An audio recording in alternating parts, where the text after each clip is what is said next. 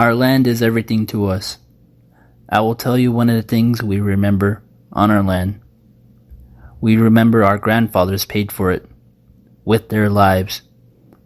John, Wooden Legs, Northern Cheyenne. Oh, is this on? Is it on? Is it on? Yo! What is up? Welcome to another vlog coming to you live from Oklahoma City. Third day on the road. Third day. We'll count them. 1, 2, 3. Third day on the road. So today we're going to be heading back west. Traveling to the old west. My neck of the woods. So we're going to go ahead and make our way going back that way. Back toward Arizona. And on our way back, we're going to see what we can find. See what we can explore. So you guys are going to come along with me. Let's go! Your destination is on the right. Okay, we're gonna give this place a try. It's called Scooter's Coffee. We'll see if it's any good. Let's see if it beats Tim Hortons out of the water. So let's go. Thank you for choosing Scooters. What can I get started for you today? Yes, I'll take an iced coffee. Alrighty, were you looking more along the lines of a cold brew or You know what? latte? Yeah, a cold brew. Alrighty, and you said that's gonna be a medium? I'll take a large. Alrighty, so I've got a large cold brew. Any flavorings or cream in that? Do you have oat milk? Yes, we do. I'll take that. And do you have vanilla? Yeah, we do. Okay, I'll take that. Alright, so I've got a large cold brew with vanilla and oat milk. Anything else today, like a water bottle or a Red Bull for the road? I think I'm good. Alrighty, that'll be it for you. Go ahead and scoot on forward. Thank you. So far, it looks presentable. And look, they even add like a cool sticker on top. Happy face. But we'll see what this tastes like. Give me a second. It's actually pretty good. It's not too milky and it has the right amount of sweetness. I give Scooters a 10. That, and they're really nice too. They even asked me if I wanted a Red Bull for the road, even though I'm drinking coffee. So yep, shout out to Scooters. I give them a 10. You know what? I think I take back my rating on that. I think I give Scooters a 9. Don't get me wrong. Coffee was good. They were nice. They were organized. The only downside is this is a large. I thought it was gonna be a I thought that was a medium. I asked the girl, "Hey, is that a large?" She said, "Yeah." So that's actually a large. So they probably need to work on their sizing a bit more. Maybe make it a little bit bigger. But yeah, I probably give them a 9, just because of the size of the coffee. It's really good. I wish they'd just make it a little bit bigger. But anything beyond that, Scooters is really good. I like it. I like it a lot. So now we're on the road heading to Amarillo by morning. So let's go.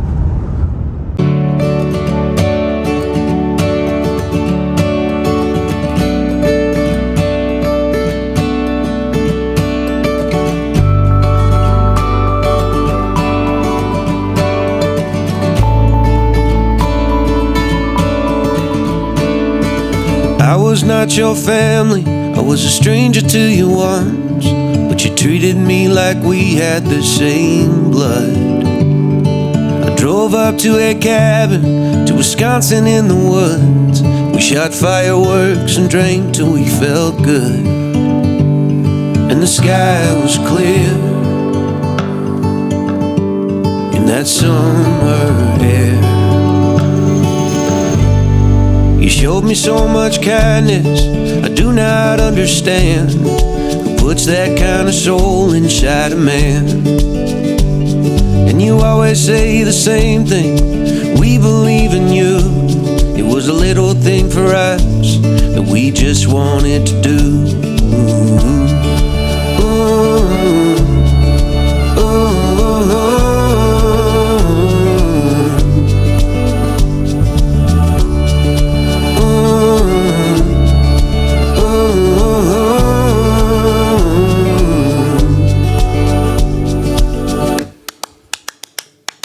The night I met your family, the night I met your friends, there were plates of buttered shrimp and hungry hands. And as the fireworks were dying, the whiskey shots were flying, at 2 a.m. something's cooking in the oven. The sun is rising in the eastern sky. You showed me so much kindness I do not understand. Who puts that kind of soul inside a man? We have made it to Washita Battlefield National Historic Site here in Cheyenne, Oklahoma. So we're gonna look around and see what kind of cool exploration we can find out here at Washita Battlefield. So let's go. This is actually like a really nice visitor center. So of course we're gonna go inside and check it out. National Park, let's go. All right, I just came out of the visitor center. There's a lot of information I want to check out in there, but I came back outside because I wanted to check out the plaques. It's a little windy, so I'm gonna be speaking up just a little bit. So if there's like a little bit of muddle in the video, allow me to apologize in advance. But I seen this plaque, and I'm gonna go ahead and read it. A dawn attack on a bitter, cold November morning in 1868, Lieutenant Colonel George A. Custer and his 7th Cavalry charged a sleeping Cheyenne camp nestled in the snow along the Washita River. The surprise attack altered the destiny of the Cheyenne people. By day's end, dozens of Cheyenne and cavalrymen lay dead. The fatalities included Chief Black Kettle, a survivor of the Sand Creek Massacre who had remained one of the strongest advocates for peace. These hallowed grounds help us to remember the conflict between and within nations that brought war to the banks of Washita. This site honors those who struggled and died. May all those who come here learn from this historic place. The 315-acre site is located less than a mile down Highway 47A. It has an overlook and a trail system. The red knolls, broad vistas, and landmarks along the Washita have changed little since 1868. Please start your visit. Okay, we already started it here, so we're going to go ahead. But let me read this quote. Crashing through the frozen snow, the troops deployed into lines at a gallop, and the Indian village rang with the unearthly war whoops. The quick discharge of firearms, the clamorous barking of dogs, the cries of infants and wailing of women. Captain Albert Barneatz describing the village chaos during the Washita attack November 27, 1868. And right here, an illustration of the attack published by Harper's Weekly on December 19, 1868. So that's like a depiction of what they think or how they portrayed of what happened. Crazy. And here's a little map. So right here we're in the visitor center, and we're gonna go ahead and make our way around here, and the battlefield's up here, so we're gonna look around here because there's some plaques, and then once we're done here we're gonna go ahead and check out the battlefield.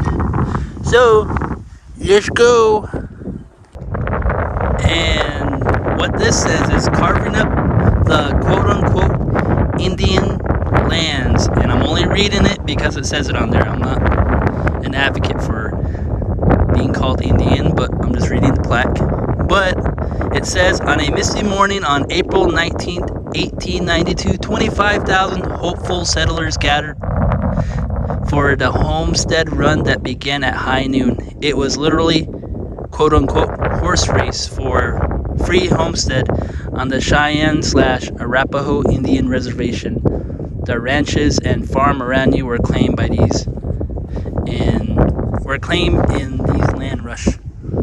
So the people living here, I'm pretty sure their ancestors decided to claim the land of their own. And there's a quote right here. It says, the people went out like flies out of sugar cask, and in 5 minutes square miles of prairie was spotted with squatters looking like flies on a sticky paper. That makes no sense. The Manhattan, Kansas nationalists. So right here, and it says Oklahoma divided no man's land. Cherokee Nation, Creek Nation includes Seminoles.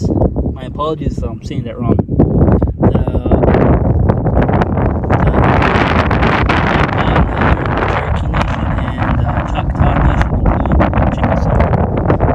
says the federal government resettled these communities to the Indian territory. As long as stars shall shine and the rivers may flow.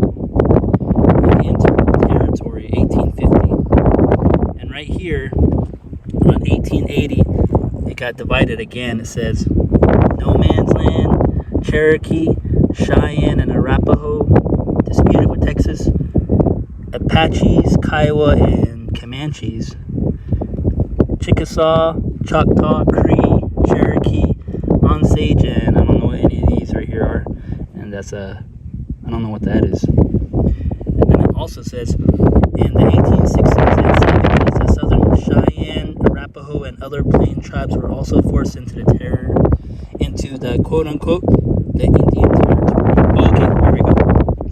There's like a little ledger right here. It says Kansas, Nez Perce, Ponchas, Pawnee, Iowa, Kickapoo, Okatee, Missouri, Potawatomi, Wichita, Caddo, Sac Fox, Somali, and Cupa, and others. So eventually people got dumped into these smaller reservations. So as you can see, it used to be divided really big, and then people started getting divided into different reservations. And that was during the 1880s. And right here in 1907, this was added to the territory of 1990. And of course it says Fourth Land Run 1893, Third Land Run 1892, First Land Run 1890, 1889, Land Claims 1897, Land Lottery 1901, Land Auction, and Indian Land, quote unquote, right here. And it says Second Land Run and then Fifth Land Run. And let's read this through really quick. As settlers surged into the Great Plains, they demanded Congress to open Indian lands for homesteading. Each Indian family was assigned 160 acres, and the remaining land was claimed by homesteaders and 5 land rushers. The Indian treaties were broken. So as you can see, for those of you that don't know, treaties were agreements between nation tribes and the government, and to this day treaties are still being broken. Let's read this last one. Homesteaders and Sooners. The Homestead Act of 1862 gave a settler claim to 160 acres of public land if he improved it and lived on it for 5 years. Sooners snuck into homelands early to stake claims. Only hours after the signal gun, one old man was discovered with 4-inch onions sprouting out of a plow field. When questioned, he claimed, I'm no sooner. I have the fastest team of oxen, and the soil is so rich they grew this high in 15 minutes. But yeah, that was the carving up of Indian land plaque right here. So that's wild. I think all this used to belong to tribes, and it got divided and carved up by different people and what have you. So we're gonna see if we can look for some more plaques. Homesteading the plains. Home settlers struggled for survival in the years following the 1892 land rush. Many built dugouts as temporary homes until lumber could be freight in for a framed house. And here's like a little quote right here. The floor, side, and back walls were of plain clay earth. The front was unhewn cottonwood logs, chinked with clay mud. There was a chimney at which we did our cooking by means of cast iron, Dutch ovens, and a cook stove. The roof was a layer of poles supported by a long ridge log. The poles were covered with brush, cover it with hay, which in turn was covered with clay, dirt, 3 inches thick. I don't know. You guys can read it. You guys can pause the screen and read it if you want, but that I think I'm just reading too fast. And it was said by Nate Taylor. All right, and right here, there's another one that he says, could you have endured life in a dugout? Quote, I remember when hard times came to our dugout on Indian Creek. When we lived on a Crowder, peels, and fat bacon for 2 months because we had no money nor no way of securing any other food, ...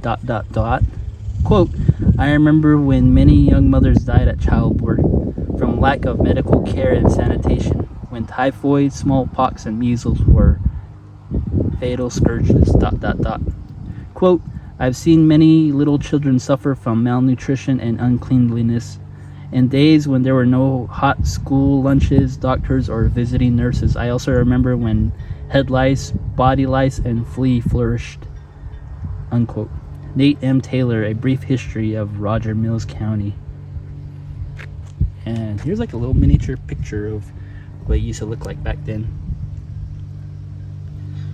Dang, it looks like they're going to a funeral. They're all wearing black, or maybe they're wearing gray.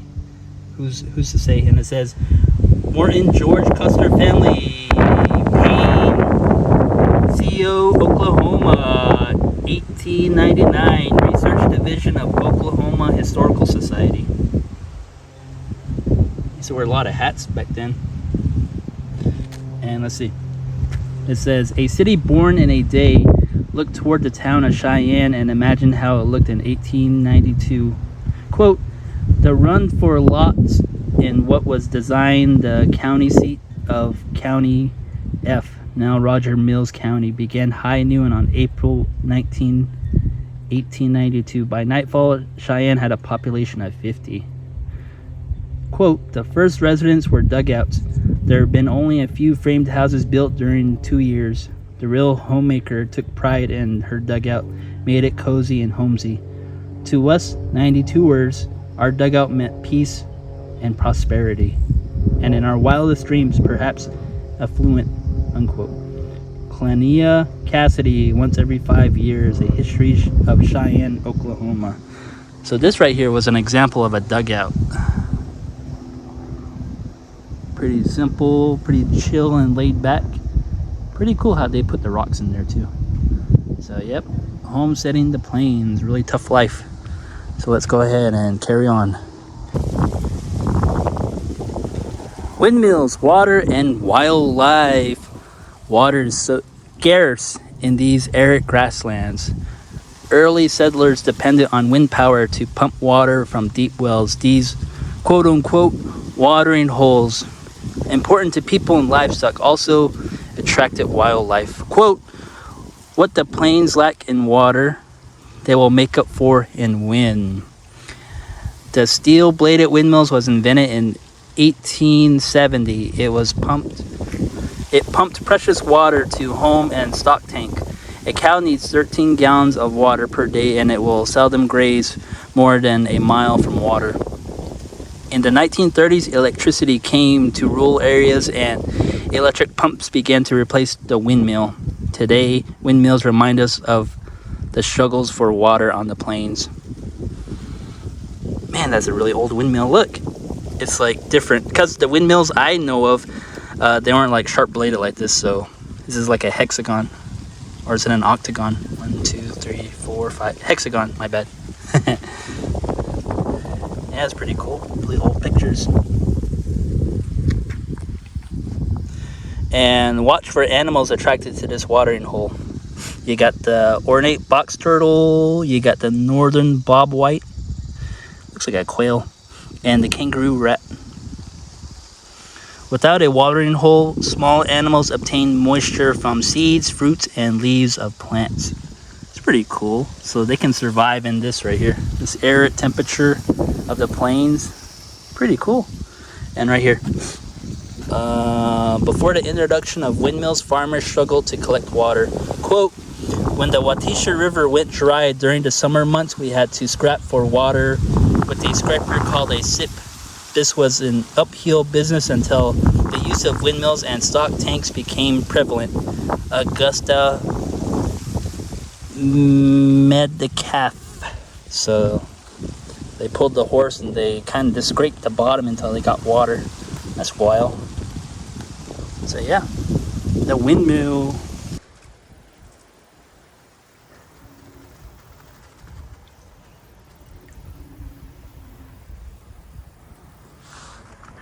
Even on some parts of the Navajo Nation, we still use windmills like this.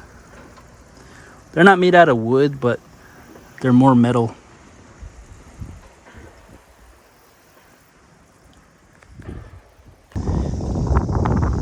Prairie providers. For centuries, Native people thrived in the southern plains. Prairie plants offered pharmacy, food, and fiber. The soapweed yucca was a supermarket for plains tribes. Spring stalks were eaten like asparagus, young fruits cooked as vegetables, and flowers garnished with salads. Huh, I gotta try that out sometime. Soap from pulverized roots treated head lice and stimulated hair growth. It's pretty cool, like how we have our version of the yucca plant. And a Hopi weaver crafts a basket from yucca. Sandals, malts were also woven from tough fibers. That's pretty cool. And let's run through this really quick. Prickly pear, the Cheyenne called ma'at-o-misk. Prickly pear fruit. Women gathered, and despite the red fruits and pads, they were eaten raw or dried for stews. The purple coneflower was the most important medical plant of the prairie. Cheyennes treated toothaches, coughs, colds, sore throats, and snake bites with its fruit. It is sold today as a popular herbal remedy. And blanket flower of this Oklahoma state wildflower looks like a blanket over the grounds. Kiowas brought them into their homes for good luck. Cheyennes relieve sunstroke with the flowers. Other tribes root tea to treat gout and stomach aches. It's a pretty cool flower. And the dotted gay feather. The Omaha and Ponca names are I'm not going to read that, which means medicine. The long tap roots were eaten as food and treat abdominal and urinary problems. Pawnees boiled leaves and roots to cure children of diarrhea. Huh. So that's what the prairie provided for the local people that were living here long before anyone else. Pretty cool. And there's like a little plaque over here that says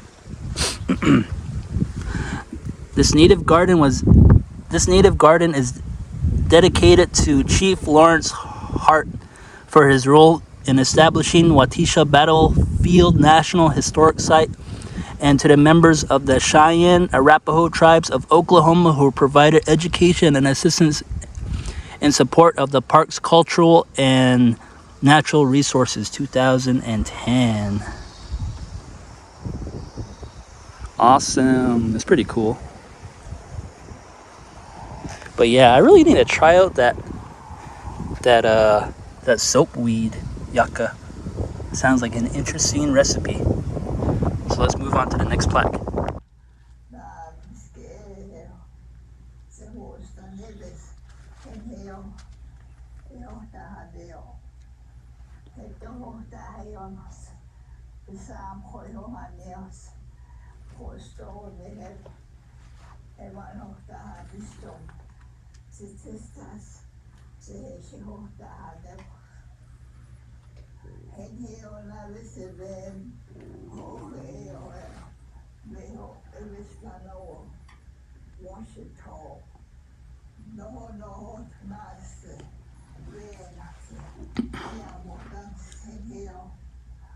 Attack at dawn.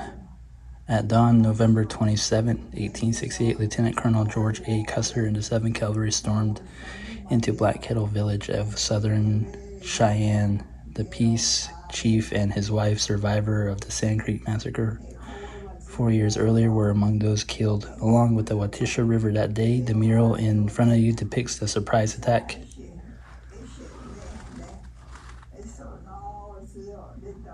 So that's it right there.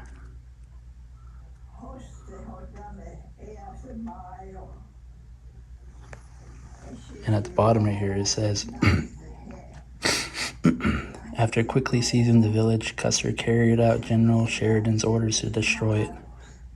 Troops shot more than 800 Indian horses and devastated the camp's mobility and burned all 51 lodges, which contained the camp's winter food supply. Approximately 20 Indian men and about 18 women and children were killed, and 53 Cheyenne women and children were made captives.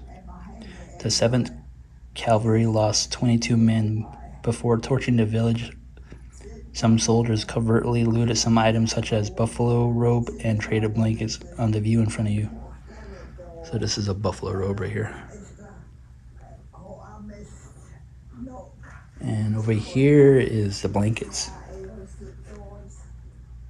Some arrows too.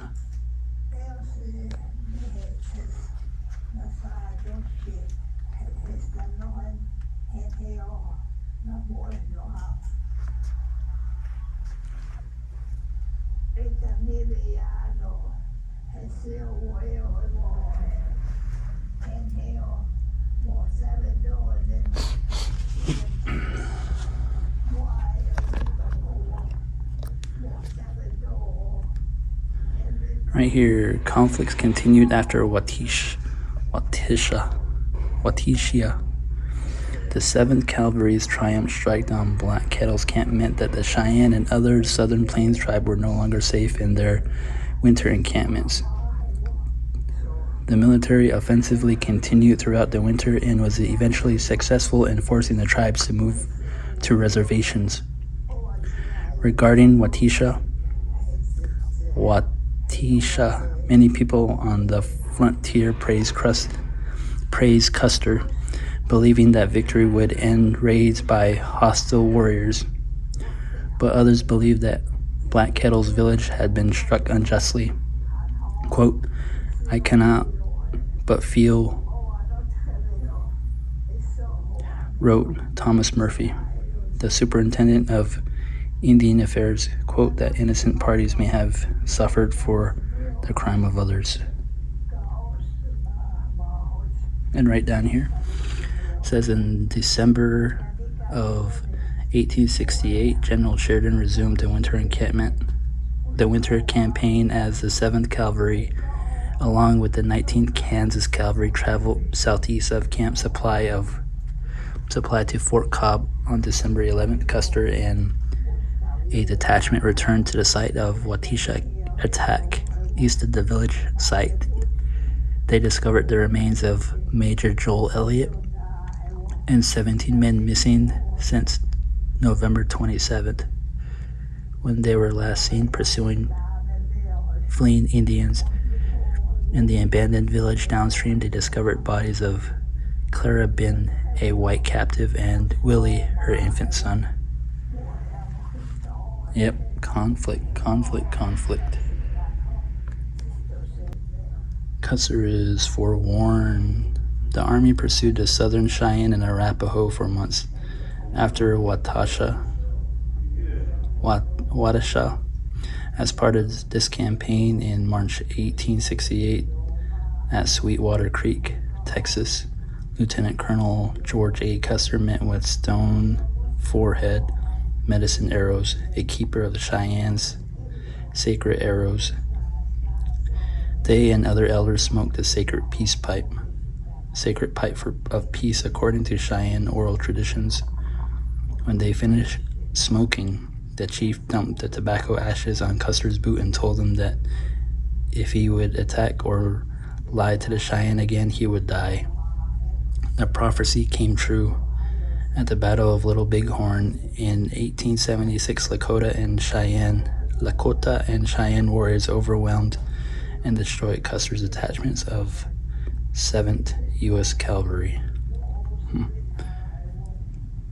He was forewarned. a people in transition. In southern Cheyenne and Arapaho tribes endured decades of change in years after the military's 1868 and 1869 winter campaign that forced them onto a reservation. In 1868, after the government changed Indian policy and created a new reservation border, the Cheyenne and Arapaho Reservation was established in Western Indian Territory, present-day Oklahoma. Conforming to the reservation's life proved difficult for tribal members. They did not know yet to have the skills necessary for this new life, such as knowing how to farm. This forced them to become dependent on federal rations, which were often short supply if they were still available at all. And right down here it says, on reservations, proud and resilient Cheyenne and Arapaho struggled to survive in new life and bewildering circumstances. Their shift from free-roaming lifestyle to one of physical restrictions became starkly evident in late 1870s after commercial hunters wiped out bison herds. To keep from starving, the Indians had to line up for government-issued beef and flour rations. Quaker, Mennonite, and other denominations sent missionaries to convert the tribe to Christianity.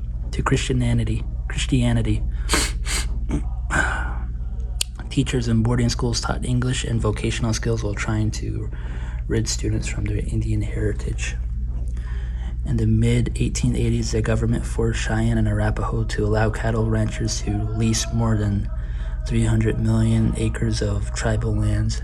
Then in 1887, Congress passed a General Allotment Act, Dawes Act, which changed the reservation forever. Under the terms of the act, tribal members had to select individual tracts of land, usually 160 acres in size, within the reservation. In 1892, excessive land was open to non-Indian settlements. Quote, each time we were given land, a tribal member said in 2000, quote, the white people, settlers, have always liked our land, and they always cried around the government, we want that land, and then the government has maneuvered us around and talked us out of it, or cheated us out of it. So that was the people in transition. And here's traditional uses of the buffalo, or in this case, bison. Tan hide, hair, stomach liner, meat, tail, dung, hoof sheet, stomach contents, stew, raw hides, gal, liver, brain, skull, horns, blood. So many different uses for it. But nowadays, if you were to get a buffalo hide, if I remember correctly, it's about $800, I think. But unless your family owns a buffalo hide, then you're able to get one. But even then, to this day, it's really rare to get one.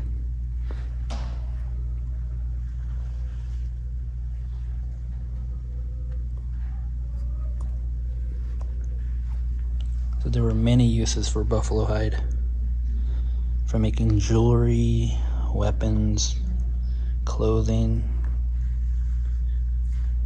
and other tools. So that's pretty cool.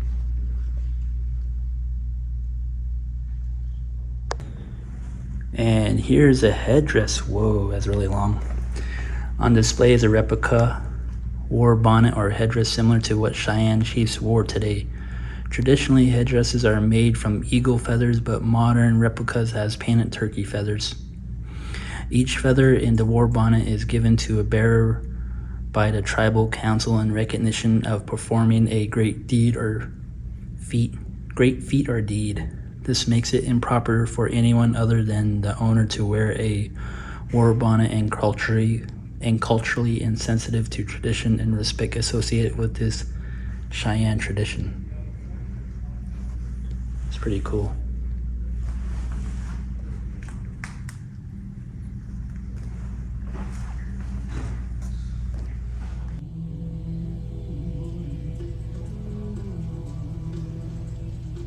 The Great Plains of North America in the early 1800s.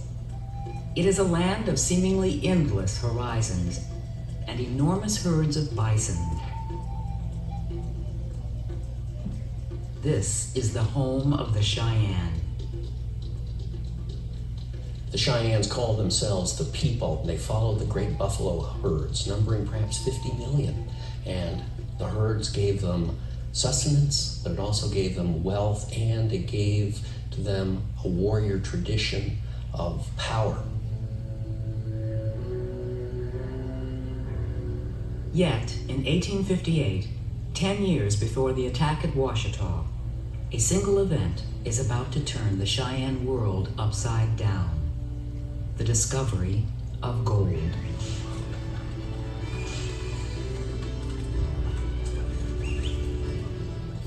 By 1859, as many as 100,000 settlers and gold seekers are living, mining, and building in what would become known as Colorado Territory. It is a land the Cheyenne and Arapaho consider to be theirs. Our interpretation is he's a spider. The white man's a spider that's taken over everything. This web's gonna cover our lands. He's not gonna stop.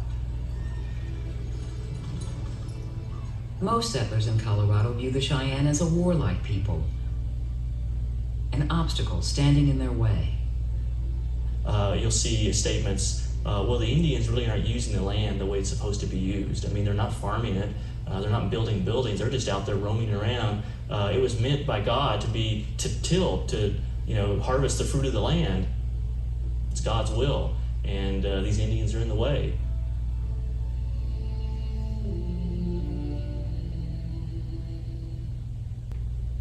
Four years before the attack at Washita, November 29th, 1864, near Sand Creek in southeastern Colorado Territory.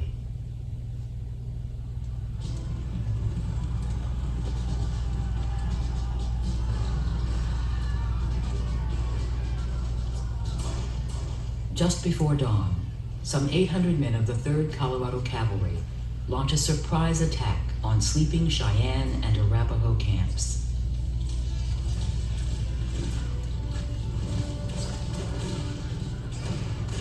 The assault is the latest in a series of violent clashes between the military and Plains warriors. The volunteer soldiers have been authorized by Governor John Evans to kill Indians considered to be hostile. Black Kettle, one of 44 Cheyenne chiefs, is at Sand Creek. Black Kettle was a Cheyenne chief. It's their responsibility to take care of the elderly, the orphans, the widow, and anybody that is disabled. This is what Black Kettle's encampment consisted of. Black Kettle is able to escape, but almost 200 Cheyenne and Arapaho, many of whom are women and children, are slaughtered. There are many stories that were told by some of the troops who had to testify before Congress, and many of them revealed the kinds of atrocities that today would be declared as war crimes.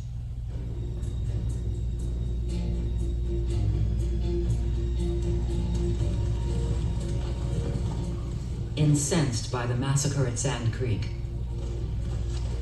Cheyenne warrior societies launch an all-out war of terror on the plains. The society known as Dog Soldiers leads the fight.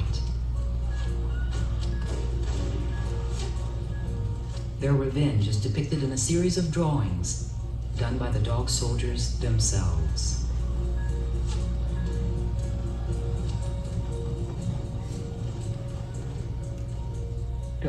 Hotametaneo, Mose dasit omatayo tsu. This is what the boy helps. Nito Gaskune, Hey, yo, Mahaxio Tamai. She want them in the house. They want that TV. Now, must say, what I is to want to do, but don't make any. No, what I saw, they was, I said, okay, they were hot. They were, I said to who. Black Kettle has been an advocate for making peace with the government. But now the dog soldiers blame him for the massacre at Sand Creek.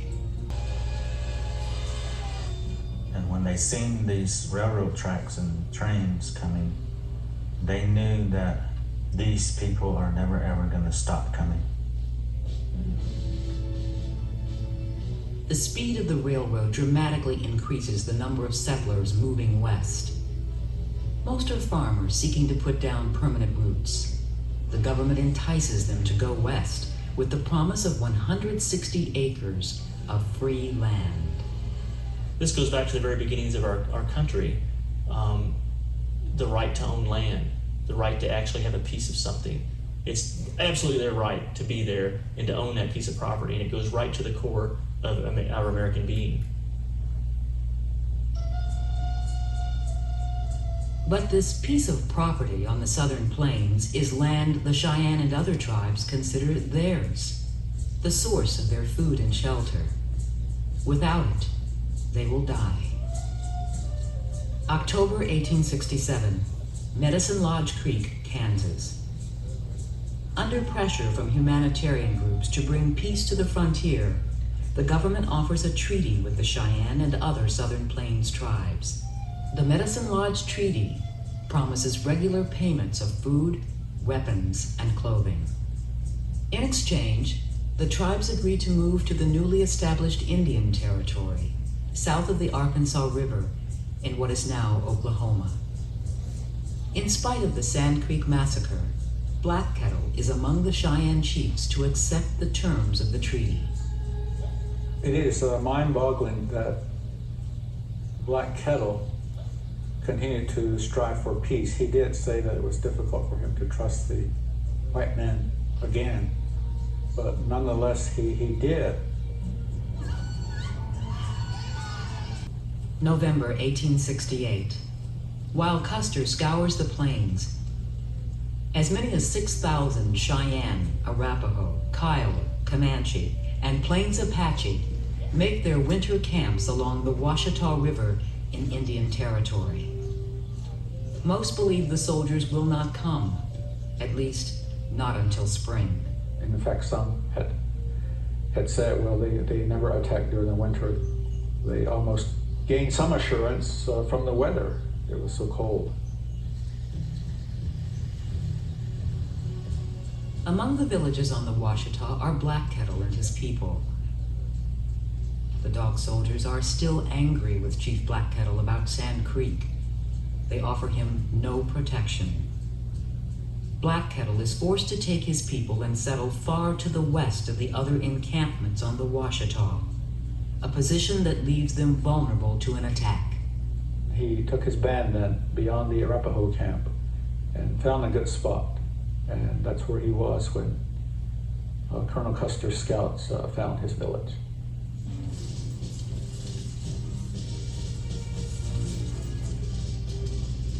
November 26, 1868.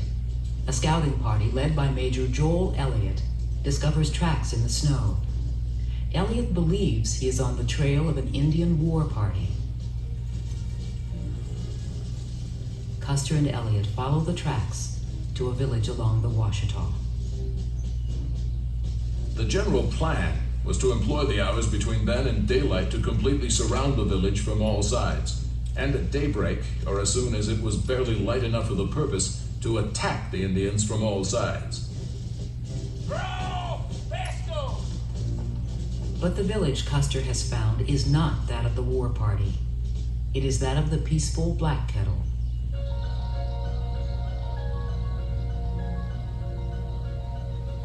It has been nearly 4 years to the day since the slaughter of his band of Cheyenne at Sand Creek.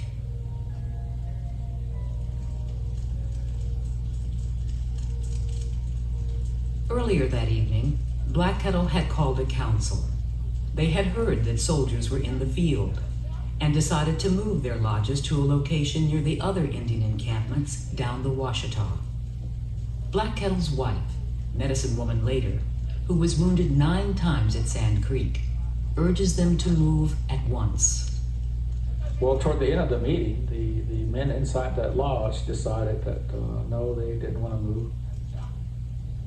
It was late at night, it was bitterly cold, and they would wait until dawn the next day. For Black Kettle's band, dawn is too late.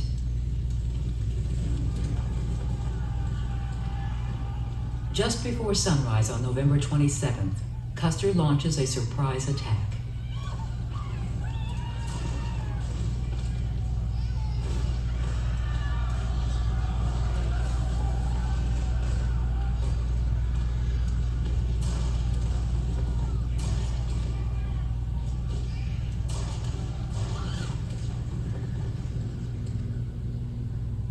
Custer realizes that if he's going to be able to inflict maximum damage upon the Indians, he's going to have to catch them by surprise.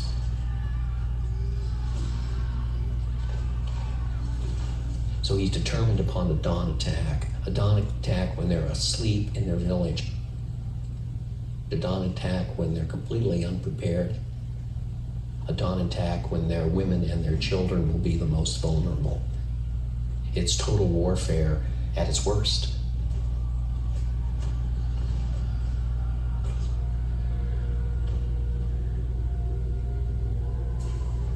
All the elders and the young kids and the women folks, they ran toward the Washita River.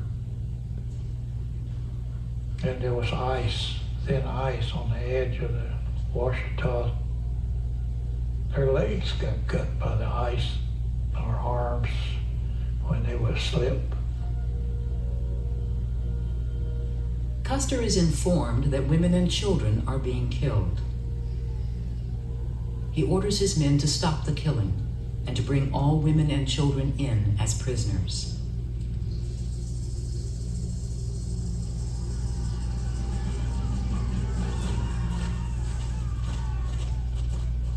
Unlike at Sand Creek, some Cheyenne are able to fight back.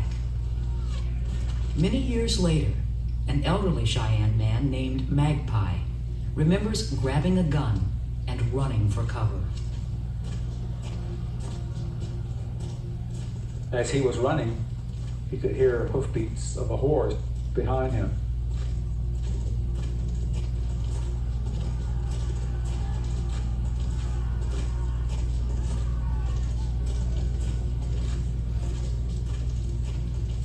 Whirled around and just in time, quickly fired his single-shot pistol and hit the stomach of this rather huge soldier on this horse.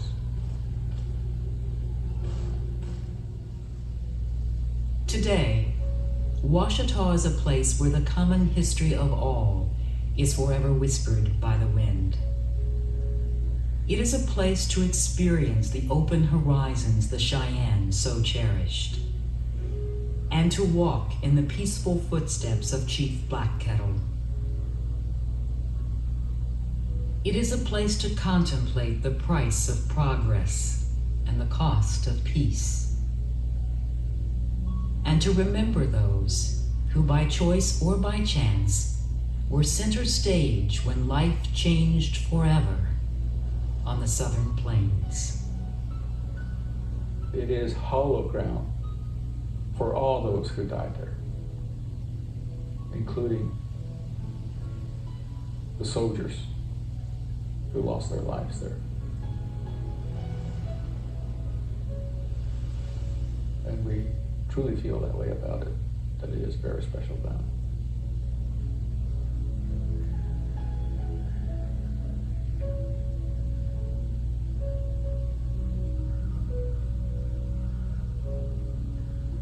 Once again, this is Washita Battlefield National Historic Site. So we're gonna go check out the battlefield. It's a little bit up the road, but the park ranger was saying it's better to drive, so we're gonna go and check out the battlefield, and we'll head out. And here we are, Washita Battlefield National Historic Site. So we're gonna go ahead and check it out, see what we have here. The Battle of Washita. Black Kettle and George A. Custer. The Battle of Washita, a major engagement in Plains Indian War which established the western expansion of the United States, was fought on this site. Colonel George Custer commanded 500 troops from the 7th Cavalry and detachment of scouts, including the famed Ben Clark and Osage Hard Rope destroyed Chief Black Kettle's Cheyenne River here on November 27, 1868. Black Kettle, peace leader of the Southern Cheyennes, had sought military assurance that he would not be attacked here. There were in this camp, however, young men who had taken part in war parties raiding in Kansas. Custer commands left camp supply on November 23rd. His scouts located the Cheyenne village on night of November 26th after a forced march through the bitter cold blizzard and deep snow. Custer deployed his command to surprise the village, and at dawn with the regiment band playing quote-unquote Gary Owen swept in to attack the sleeping Cheyennes. The number of Indians killed in the fighting at the point of controversy. Custer claimed 103 warriors and report the Secretary of the Interior 1869 to 70 Cheyennes, set in the total at 13 men, 16 women, and 9 children, including Black Kettle and his wife. So even though he fought for peace, he still died, him and his wife. Captain Lewis Hamilton, grandson of Alexander Hamilton, was one of the 2 officers killed. Major Joel Elliott and a squad of troops in the pursuit of fleeing Cheyennes were trapped on Sergeant Major Creek beyond a mile from the village and killed to the last man. The Cheyenne lodges and winter supply of food and buffalo robes were burned, while 875 of their horses were slaughtered at nightfall. The cavalry returned toward the camp supply with 53 women and children captives. So that's wild. So we're gonna see if we can go check it out, but it's really cool here. It's like this little miniature monument. See if we can walk around a bit, see what else we can find. Just another plaque referring to this battlefield right here. I'm only going to read a little bit of it because we've heard it like 4 times already, but I'm just going to read just a little bit of the top. A clash of cultures. At dawn on the morning of November 27, 1868, the noise of chaos of the U.S. cavalry interrupted the peaceful, quiet scene you see before you.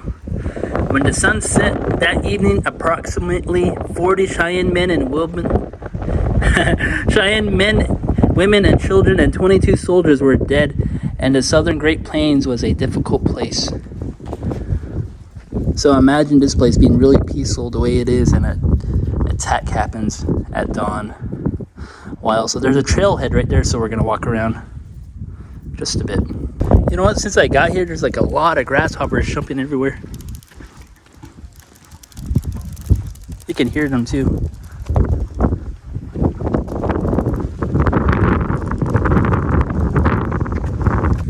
Okay, so it says QR code, stand here, but thankfully I got my other phone, so we're gonna QR code it so we can find. Okay, here we go. See what it says.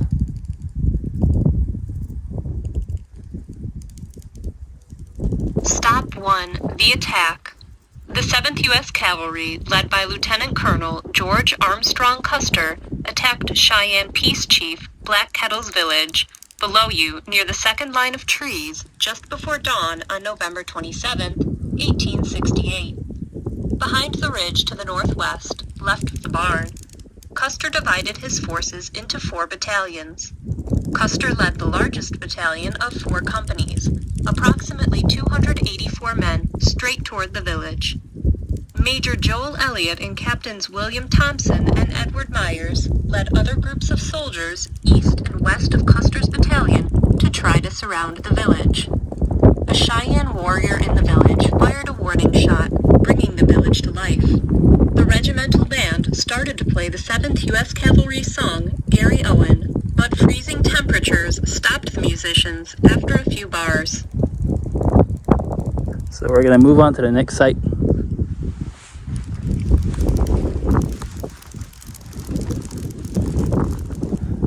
All right, we're here at stop 3. Let's play it. Stop 3, Magpie's Escape. In the confusion that surrounded the surprise attack, Magpie made a daring escape from the village. He watched as Black Kettle and his wife, Medicine Woman Later, were shot from their horse and killed as they tried to cross the Washita. He ran south with his father, Big Man, and another Cheyenne, Pushing Bear. Magpie was shot in the calf and separated from his father. In pain, but able to keep moving, Magpie made his way through the area just west of here toward the 2 large mounds south of the highway. Almost to the mounds, a soldier overtook him. Magpie, armed with a pistol, shot the trooper. Magpie then escaped by riding with Pushing Bear on the trooper's horse. He joined his father that evening after the troops left. Wow. So I think that's the mount that the lady's talking about right over there. All right, number 5. Stop 5, The Escape. After the surprise attack, some people of Black Kettle's village headed this way to make their escape, while others made their way downstream, running in the general direction of the pavilion and toward the south-southeast. The Cheyenne were met by gunfire from all sides. Some troops fired at fleeing women and children. One 14-year-old girl named Moving Behind later spoke of running from the camp with her aunt, Cornstalk Woman. She told of bullets flying around them as they ran. They ran south until they reached the tall grass on the hillside. They hid there, hearts pounding, afraid to move, fearing death. Army Scout Ben Clark reported to Custer that troops were firing at escaping women and children. Custer, wishing to avoid another Sand Creek-type massacre, ordered a ceasefire and told troops to bring in the Cheyenne women and children as prisoners. 53 women and children captives were brought to the center village site as captives. Okay, I guess we came to a fork in the road. It says Lower Trail and Pony Kill Site and Upper Trail. I guess we'll go to the Pony Kill Site and the Upper Trail, then we'll backtrack to go to the Lower Trail. Let's go, let's go, let's go. Oops, I think I skipped a few. But let's play it. Stop 12, Pony Kill Site. Part of Custer's orders from General Philip Sheridan included depriving the Indians of their way of life and destroying their village. In this area, troopers of the 7th U.S. Cavalry deprived the Cheyenne of one of their most valuable assets, their transportation. The Cheyenne first acquired horses in the mid-18th century through contact with other Southern Plains tribes. With these mounts, the Cheyenne became a powerful tribe and a force to be reckoned with on the Southern Plains. The ponies, as they were called, feared the soldiers because they smelled different than their owners. The soldiers forced captive Cheyenne women to corral the ponies and lead them into this area. At first, the troopers tried to slash the ponies' throats, but this was time-consuming and dangerous. Moving Behind spoke of wounded ponies moaning loudly like humans as they passed her hiding place. It was then decided to shoot the ponies.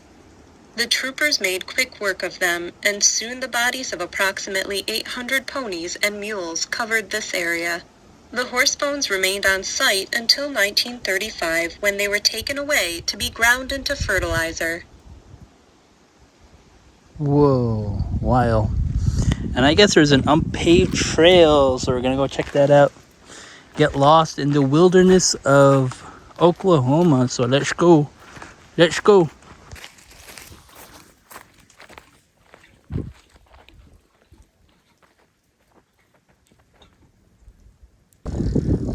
Whoa, look at all that. Stop 13, a sea of grass. This site is an example of a mixed grass prairie. Among the grasses found here are big and little bluestem, Indian grass, sage, and buffalo grass. The grass surrounding you is native blue stem. 2 Cheyenne women, moving behind, and cornstalk woman, used this grass to hide from the pursuing soldiers. Moving behind later recalled this event, saying, "There was red grass along the path, and though the ponies had eaten some of it, it was still tall enough for us to hide."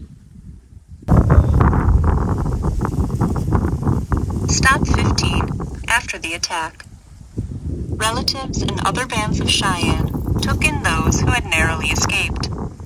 The 53 women and children prisoners were held at Fort Hays, Kansas until June of 1869. Custer and the 7th U.S. Cavalry returned to this site in early December with General Sheridan and the 19th Kansas Cavalry. They found the remains of Elliott and his men, plus Clara Blinn and her son. They had been taken captive in the early fall and were in one of the camps along the Washita. Who killed them is debatable. The campaign eventually ended about 45 miles west of here, when Lieutenant Colonel Custer and his men surrounded a large village of Cheyenne, took 3 males as hostage, and gained the release of 2 captive white women, ultimately forcing the Cheyenne to accept the reservation way of life. During the Red River War, 1874 to 1875, the Army again targeted the Cheyenne. The Cheyenne would meet Custer once more in 1876 at the Battle of the Little Bighorn. Though the Plains Indians defeated Custer at Little Bighorn, their freedom to roam the land was soon denied them, and they were restricted to reservations. So I had to loop all the way around. When I went to the upper trail, it ended up taking me all the way up there through the hills and right back at the entrance. So I came all the way back through here, 1 through 5, and now I'm double tracking back so I can hit up the lower trail. I want to get all the information, and I don't know when I'm coming back. So if you're ever here, make sure you go to the lower trail than the upper trail. So let's do this, man. Let's do this. Stop 6, Black Kettle's Village. You are now east of what is believed to be the site of Black Kettle's Village. The village may have extended a 1/4 mile to the west and 75 yards to the east from this point. The village contained 51 lodges and about 200 to 300 people. This village was to the west of the main camps of Cheyenne, Arapaho, Kiowa, Comanche, and Plains Apache, 4 to 7 miles downstream. These camps contained approximately 4,000 to 6,000 people. Black Kettle's wife, Medicine Woman later, believing rumors that the U.S. Army was dangerously close to the village, pleaded with her husband to move the village downstream near the other camps the night of November 26th. Because of the extreme cold and their concern for the elderly, the women, and the children in the camp, Black Kettle and his council decided to move the village the next day, November 27th. Traditionally, the U.S. Army did not attack in harsh weather, leaving Black Kettle plenty of time to move. Okay, right in the middle of nowhere, but I see this plaque here. It says, "The brightly colored pieces of cloth that you find hanging in some of the trees along the trail are referred to as prayer cloths, prayer bundles, prayer ribbons, prayer ties, and prayer flags. They are physical, symbolic representation of prayers and are placed here by American Indian people, aka indigenous, as part of their religious ceremonies. Please do not touch, disturb, damage, or remove from the park any of these items. It is considered culturally insensitive to photography.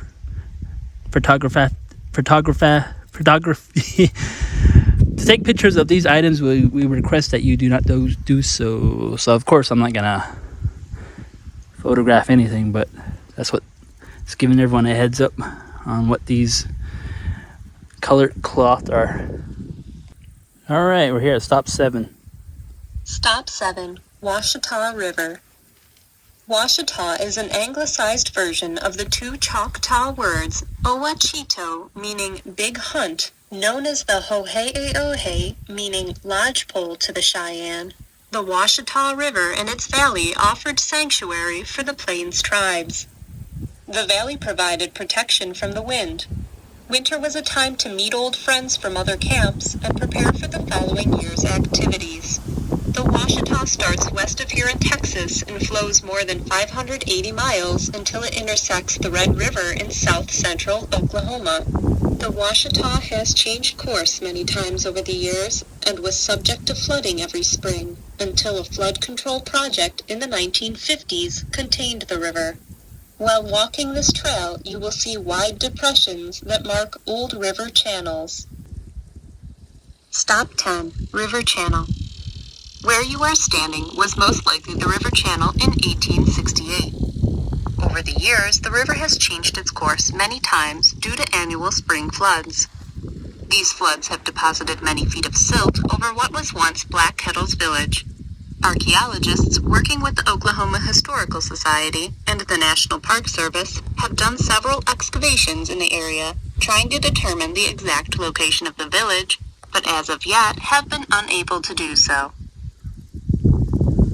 So some of these trails are off trail, so this one is not paved, so you have to walk off the trail. So that's pretty cool. And I was looking for the river too. I'm like, where's the river at? I gotta see it. But as the lady said, the river changes course, so that's pretty cool. You know what I was just thinking? With all this grass here, I feel like I'm in the Sound of Music. The only thing I'm missing is giant mountains in the background. That's what I was thinking when I seen all this grass everywhere. Funny. So I am heading out. It was awesome checking out Washita National Historic Site. Very enlightening history lesson. Pretty cool. So now I'm heading back on the road and I'm gonna get me some lunch here in a bit, so you guys sit tight. I'll hit you guys back up once I stop for lunchy. All right, I made it. So this is where I'm gonna have my lunch. The world's famous Big Texan Steak Ranch, the Big Texan. So here is where, if you're able to eat a 72-ounce steak, you get it for free here in Amarillo. So we're gonna go and check this out. But I'm not gonna eat it though, because I'm gonna keel over if I try eating a 72-ounce steak. So let's go inside. Okay, so when you get here, you have to do a check-in. So my check-in is gonna be 30 minutes ETA, or estimated time ETA.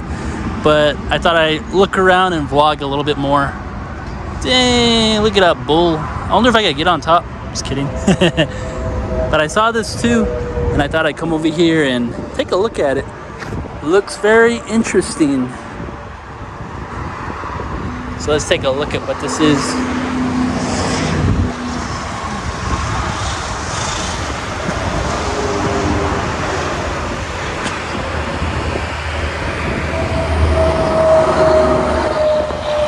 It's Godzilla. Wait, is that? I don't know what that is. Is that a dinosaur? Is that a? I guess it's a dinosaur. A dinosaur with whiskers, or is it a green walrus? Because it has whiskers, but it's green and it has a tail.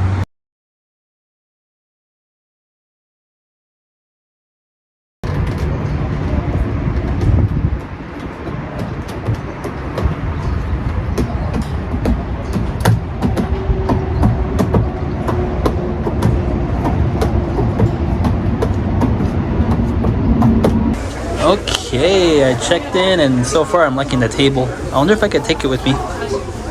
Oh, I thought it was actual cowhide. But of course I'm gonna get me a nice steak, and I'm deciding what size I should get. I'm thinking either the 16 or the 18 ounce, but for sure I am not getting the 72 ounce. I'm so hungry though. You know what I noticed? They put the kids menu and the games on the same sheet as alcohol. Oh, we got a challenger. So that guy has to finish a 72-ounce steak in 1 hour. Pretty cool. And you have to be in front of everyone. Ready? Yep.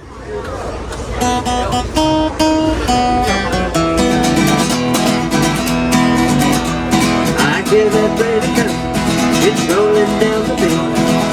I ain't seen the sunshine since I don't know when. And I'm stuck in Folsom Prison, and time keeps dragging on. And that train keeps a rolling on down to San Antonio. When I was just a baby, my mama told me so. Always be a good boy, don't ever play with guns. But I shot a man in Reno, just to watch him die. And I hear that whistle blowing, I hang my head and cry.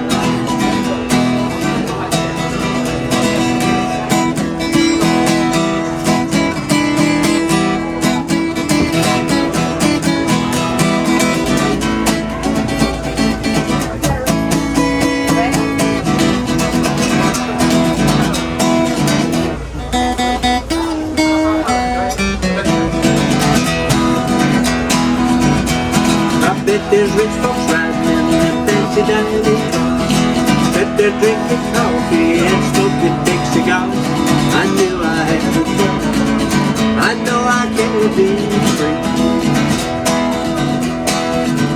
And I hear that whistle blowing, and that's what tortures me. Well, if they freed me from this prison, then that railroad train was mine. I'd move a little bit farther down the line, off the Folsom Prison. That's where I want to stay. And I'd let that lonesome whistle my blues away.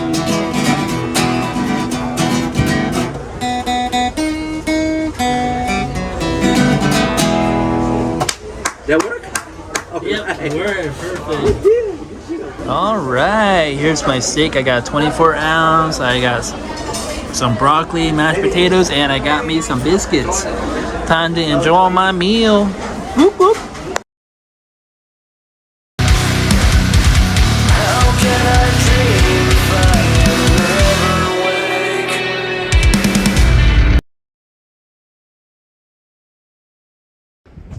Only you can prevent wildfires. I always wanted to say that. Yo! What are you doing? Huh? Hanging out? Alright. Bye. Bye.